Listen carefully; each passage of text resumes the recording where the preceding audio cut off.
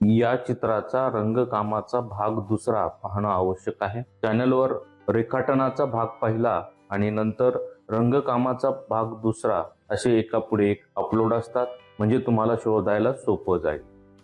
सर्वांना नमस्कार मित्रांनो, आज या एपिसोडमध्ये आपण स्मरणचित्राचं रेखाटन करणार आहोत. मेमरी ड्रॉइंगचं ड्रॉइंग करणार आहोत. आजच्या स्मरणचित्राचा विषय आहे आईस्क्रीम विकणारा व आईस्क्रीम खरेदी करणारी काही मुलं आणि माणसे, म्हणजेच आईस्क्रीमवाला असा या स्मरणचित्राचा विषय आहे. रेखाटन आपण पहिल्या भागामध्ये करतोय म्हणजे ड्रॉइंग करतोय आणि दुसऱ्या भागामध्ये त्याला रंगकाम करतोय. म्हणजे असे एकूण दोन याचे एपिसोड होणार आहेत. तर दोन्ही एपिसोड तुम्ही पाहायचे आहेत. रेखाटनाचा पूर्ण भाग सुरुवातीपासून शेवटपर्यंत पाहायचा आहे.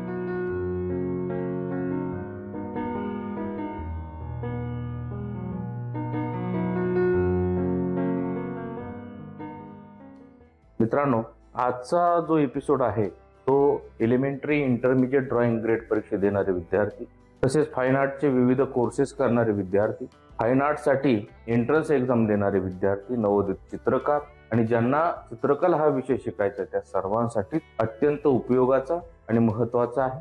मित्रांनो, आपण जर आर्ट मास्टर गोरे आणि ड्रॉइंग एक्झाम गाईड हे चॅनल सबस्क्राईब केले नसेल तर ते सबस्क्राईब करा. शेजारील बेल आयकॉनला ऑल क्लिक करा आणि व्हिडिओ आवडले तर लाईक आणि शेअरही करा. त्याचबरोबर एलिमेंटरी आणि इंटरमिजिएट ड्रॉइंग ग्रेड परीक्षेच्या नवीन अभ्यासक्रमावर आधारित QR कोड असलेले भारतातले पहिले चित्रकलेचे पुस्तक मी तयार केलेले आहे. हे पुस्तक तुम्हाला मराठी इंग्रजी भाषेमध्ये उपलब्ध आहे. ज्यांना चित्रकला हा विषय शिकायचा आहे त्यांच्यासाठी अत्यंत उपयोगाचे पुस्तक आहे. ते परचेस करण्यासाठी शेजारील नंबरवर तुम्ही कॉल करू शकता. मित्रांनो, अशा प्रकारचा मी ड्रॉइंग पेपर इथे घेतलेला आहे आणि या ड्रॉइंग पेपरला चारही बाजूने एक बॉर्डर केलेली आहे आणि रेखाटनासाठी तुम्ही HB पेन्सिल वापरायची आहे किंवा मग असा या प्रकारचा लीड पेन वापरला तरी चालेल. लीड पेन्सिल वापरली तरी चालेल किंवा पेन्सिल वापरली तरी चालेल, पण HBच वापरायची आहे. हा 0.5 नंबरचा लीड पेन आहे, लीड पेन्सिल आहे. तर याने आपण रेखाटन करणार आहोत आणि तुम्हाला इरेझर एक लागणार आहे. चला तर मग सुरुवात करूया. आता या प्रकारचं जे इरेझर आहे पहा, हे इरेझर तुम्हाला तुमच्याकडे असेल तर शेवटचं जे जास्तीचं रेखाटन आहे किंवा रेखाटन जर डार्क झालं असेल ते कमी करण्यासाठी हे उपयोगाचं आहे. ते स्क्रीनवर मी तुम्हाला त्याची माहिती दाखवत आहे. चला सुरुवात करूया. सुरुवातीला कच्चं रेखाटन करायचं आहे. इथे सुरुवातीला आपण काही बेसिक लाईन ज्या आहेत त्या पट्टीने काढून घेतोय. म्हणजे तो आईस्क्रीम विक्रेता जो आहे तो रस्त्याच्या कडेला आईस्क्रीम विकण्यासाठी त्याची गाडी घेऊन उभा आहे आणि रस्ता आणि फुटपाथ जो आहे त्याच्या रेषा आपण काढलेल्या आहेत. आणि आता त्याची जी आईस्क्रीमची गाडी आहे ती काढतोय.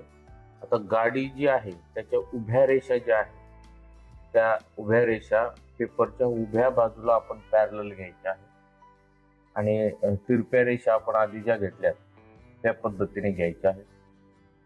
एक बेसिक स्ट्रक्चर आपण याचं आईस्क्रीमवाल्या गाडीचं तयार करतोय. त्यासाठी एक आयताकृती बॉक्स आधी मी काढतोय आणि त्या बॉक्सचा वरचा टॉप जो आहे तो चांगल्या प्रकारे आपल्याला दिसतोय इतका मोठा काढायचा आहे. आणि सुरुवातीचं रेखाटन हे पुसटचं आणि कच्चं करायचं आहे. आता सुरुवातीला तुम्ही इथे काही तांत्रिक साधनाचा उपयोग केला तरी चालेल. या पद्धतीने तो बॉक्स आपण काढलेला आहे, कच्च्या स्वरूपात आहे. सुरुवातीचं जे रेखाटन आहे ते रफ असणार आहे आणि नंतरच्या टप्प्यामध्ये आपण त्याला फायनल करणार आहोत. आता त्या आईस्क्रीमच्या गाडीचे जे वरचा भाग आहे, वरचे जे पाईप्स आहेत ते आपण काढतोय आणि नंतर पाईप्स काढून झाल्यानंतर त्याचा जो छताचा आकार आहे तो आपल्याला काढायचा आहे. या रेषा ज्या आहेत त्या पुढच्या बाजूला दोन रेषेतला अंतर पहा. ज्यावेळेस तुम्हाला पर्स्पेक्टिव्ह साधायचा असतो सुरुवातीचं अंतर मोठं असतं आणि शेवटचं म्हणजे मागच्या ज्या रेषा दोन मागे जातात पहा, त्यातलं अंतर कमी होत जातं पहा. जास्त कमी होतं किंवा थोडं कमी होतं, ते तुमच्यावर डिपेंड आहे, तुम्हाला किती पर्स्पेक्टिव्ह साधायचं. या पद्धतीने आपण ती जी आईस्क्रीमची गाडी आहे तिचं वरचं जे छत आहे ते थोडं डेकोरेटिव्ह आहे, त्या पद्धतीने आपण काढलंय. आणि आता त्या गाडीचं जे चाक आहे, टायर आहे पहा, व्हील आहे, ते काढतोय आपण. 3 व्हीलची ही गाडी आहे, पुढे एक व्हील आपल्याला काढायचं आहे. अशा पद्धतीने एक बेसिक स्ट्रक्चर आपण त्या गाडीचं इथे काढतोय. मित्रांनो, तुम्हाला यापेक्षा वेगळ्या प्रकारची गाडी काढायची असेल तर ती तुम्ही काढू शकता. आणि आता तो आईस्क्रीम वाला जो व्यक्ती आहे तो आपण काढतोय, त्याचा चेहरा आणि तो त्या मुलांना आईस्क्रीम देत आहे असं ऍक्शन मध्ये आपल्याला दाखवायचं आहे. त्या पद्धतीने आपण ते काढत आहोत. आता हे चित्र थोडं शहरी भागातलं मी काढतोय, कारण की रस्ते, फुटपाथ, आजूबाजूला इमारती, गार्डन या पद्धतीचं ते चित्र मी काढतो. या पद्धतीने मी त्याचा चेहरा आणि शर्टचा भाग आता काढतो. आणि त्याने एक एप्रॉन वर घातलेला आहे पहा, आईस्क्रीम विकणारा जो व्यक्ती आहे तो थोडा आधुनिक स्टाईलचा आहे, त्यामुळे ते जे त्याचे कपडे आहेत त्या पद्धतीने मी दाखवत आहे. आणि डाव्या हातामध्ये त्याने आईस्क्रीमचा कोन धरलेला आहे आणि जे मुलं आईस्क्रीम घेण्यासाठी आलेले आहेत त्यांना तो देऊ करतोय, असा हा प्रसंग इथे मी दाखवतोय. या पद्धतीने आपण तो माणूस काढलाय. आईस्क्रीम वाला जो माणूस आहे त्याची आकृती काढली. आणि आता एक मुलगी पहा, ती आईस्क्रीम मागते, असा छोटी मुलगी इथे आपल्याला तिचं चित्र काढायचं आहे. चित्रामध्ये कमीत कमी 5 मानवी आकार काढावेत असा नियम आहे. इथे आपण जवळजवळ 6 मानवी आकार काढणार आहोत, एक एक्स्ट्रा काढणार आहोत. या पद्धतीने त्या मुलीने, छोट्या मुलीने दोन्ही हात वर केलेले आहेत आणि ती आईस्क्रीमची मागणी करत आहे, असा तिथे प्रसंग मी काढत आहे या पद्धतीने. आता त्या मानवी आकारांवरचे जे डिटेल्स आहेत ते आपण नंतर करणार आहोत. सुरुवातीला एक त्याचं बेसिक स्ट्रक्चर तिथे आपण काढून घेणार आहोत. आता त्या गाडीवर काही आईस्क्रीमचे नमुने, डेमो पीस तिथे ठेवलेले आहेत पहा, ते पण काढणं आवश्यक आहे, कारण की ती गाडी अशी एकदम डेकोरेटिव्ह अशी छान आपल्याला काढायची आहे. त्यानंतर त्या मुलीच्या बाजूलाच एक मुलगा देखील आहे छोटा, तो देखील आईस्क्रीमची मागणी करतोय आणि त्याचा चेहरा असा आनंदी आहे, कारण की त्याला आईस्क्रीम मिळणार आहे आणि तो आईस्क्रीमचा स्वाद घेणार आहे. त्यामुळे त्याचा चेहरा असा आनंदी दाखवलाय, हसरा दाखवलाय. या पद्धतीने त्यांचे कपडे, पेहराव, प्रपोर्शन या सगळ्याच गोष्टी इथे सांभाळायच्या आहेत. आणि मित्रांनो, तुम्हाला या विषयासाठी घड्याळी 2 तासाचा वेळ असतो आणि 2 तासामध्ये हे चित्र पूर्ण करायचं असतं. त्यासाठी तुम्ही रेखाटनाला आणि रंगकामाला किती वेळ देणार आहात त्याचं टाइम मॅनेजमेंट करायचं आहे. माझ्या पुस्तकामध्ये मी ते दिलेलं आहे. साधारणतः 45 मिनिटाचा वेळ तुम्ही रेखाटनासाठी द्यावा किंवा 1 तासाचा वेळ, आणि उरलेला 1 तासामध्ये तुम्हाला रेखाटन आणि फायनल आउटलाईन फिनिशिंग करायची आहे. असं जर तुम्ही टाइम मॅनेजमेंट केलं आणि त्या पद्धतीने जर प्रॅक्टिस केली तर तुमचं निश्चित वेळेत चित्र पूर्ण होऊन चांगलं पूर्ण होईल. अशा पद्धतीने आपण हे 2 मुलं काढून झाल्यानंतर आता पुन्हा 3रा मुलगा इथे आपल्याला काढायचा आहे. त्या गाडीच्या अलीकडच्या साईडला ही सगळी मुलं आहेत आणि त्यामुळे गाडीचा काही भाग झाकलेला आहे असं तिथे आपल्याला दाखवायचं आहे. मुलं छोटी आहेत आणि त्यांच्या प्रत्येक फिगरमधून आपल्याला ऍक्शन दाखवायचे आहेत. ते असे बाहुल्या उभ्या केल्यासारखी वाटायला नको, तर त्याच्यामध्ये असा फोर्स ऍक्शन दिसायला हवं. ते तेवढं आपण साधायचं आहे, करायचं आहे. या पद्धतीने तो तिसरा मुलगा देखील आईस्क्रीम घेण्यासाठी हात वर केलेले आहेत त्याने.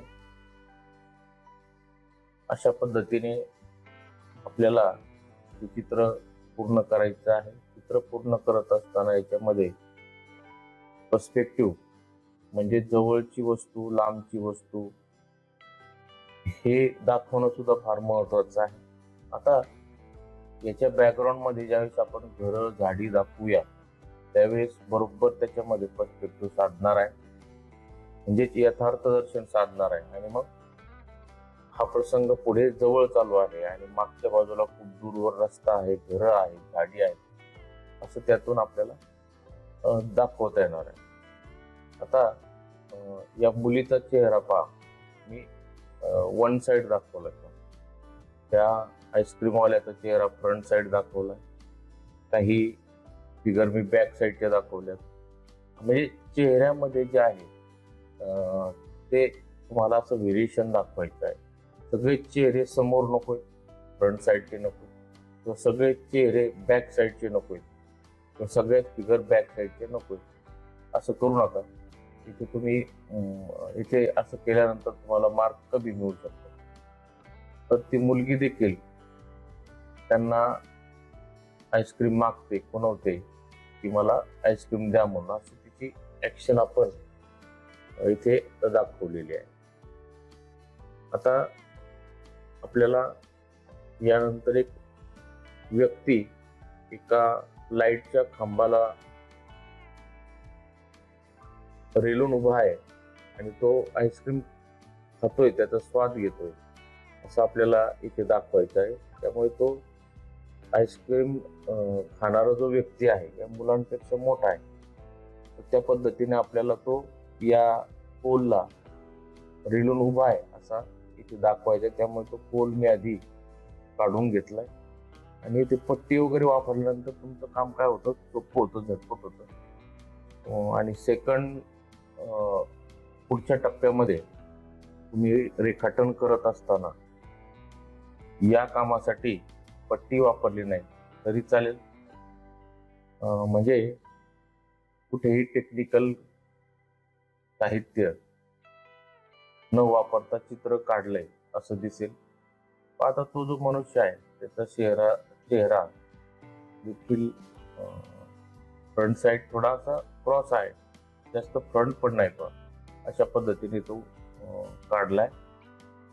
आता त्याची हाताची रचना, पायांची रचना यावर थोडं तुम्ही काम करायचं आहे, ते व्यवस्थित काढायचे आहे. बऱ्याचशा विद्यार्थ्यांना हाताची, पायांची रचना व्यवस्थित जमत नाही, तर ते व्यवस्थित प्रयत्न करा, स्पेशल त्यावर काम करा, किंवा हातांच्या, पायांच्या वेगवेगळ्या पोजेस काढण्याचा सराव करा.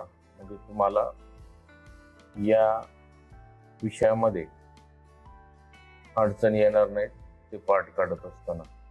आता एक पाय त्याने असा दुमडलेला आहे आणि तो त्या पोलवर असा रेस्ट झाला असा, आणि रिलॅक्स होऊन तो आईस्क्रीमचा स्वाद घेतोय असा तो सिनेरी ड्रॉइंग इथे मी काढतोय. त्याचे जे बूट आहेत ते देखील त्या ऍक्शन मध्ये काढलेले इथे तुम्हाला दिसत आहेत या पद्धतीने. याच्यामध्ये देखील तुम्हाला कसा बदल करता येईल ते तुम्ही पहा आणि वेगळं आणि छान सुंदर चित्र काढण्याचा प्रयत्न करा. बॅकग्राऊंडला काही झाडं आहेत मोठमोठी, 2 झाडे आपल्याला काढायचे, ते उजव्या बाजूला आणि डाव्या बाजूला. त्याचबरोबर फुटपाथचे काही पार्ट पडलेले पहा. रस्ता आहे, फुटपाथ आहे, पलीकडच्या बाजूने हिरवळ आहे असा त्या चित्रातला काही भाग आहे आणि ती काही इमारती आपल्याला दूरवर काढायच्या आहेत, ज्या शहरातल्या इमारती आहेत. आणि असाच एक पोल सिमिलर पुढच्या बाजूला पॅरलल जागेवर आहे. अलीकडचा जो पोल आहे त्यातला वरचा भाग थोडा कट झाल्यासारखा झालाय, कारण की तो मोठा पोल आहे. म्हणजे आता तो पलीकडचा जो आता पोल काढतोय आपण लाईटचा, तो छोटा काढलाय. म्हणजे तिथे आपल्याला बरोबर पर्स्पेक्टिव्ह साधता आलेला आहे.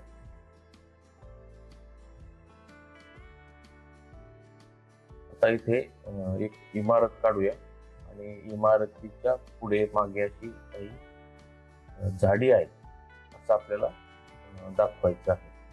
आता एक कच्ची मांडणी आहे टेंटेटिव्ह, आणि याला आपण आता पुढच्या टप्प्यात इरेज करून पुन्हा काय करायचं आहे, त्याला फायनल व्यवस्थित रेखाटन करायचं. आता तुम्ही डायरेक्ट याला रंग काम केलं तरी चालेल, फायनल न करता, त्याने तुमचा वेळ वाचेल. अशा पद्धतीने अशा प्रकारे आपण हे कच्चं रेखाटन केलेलं आहे. आता याला आपण फायनल करणार आहोत. आता पहा मित्रांनो, हे निडेबल इरेजर आहे.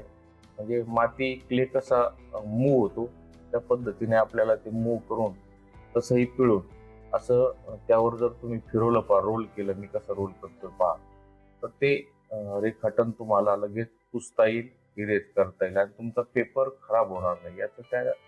याचा तो फायदा आहे.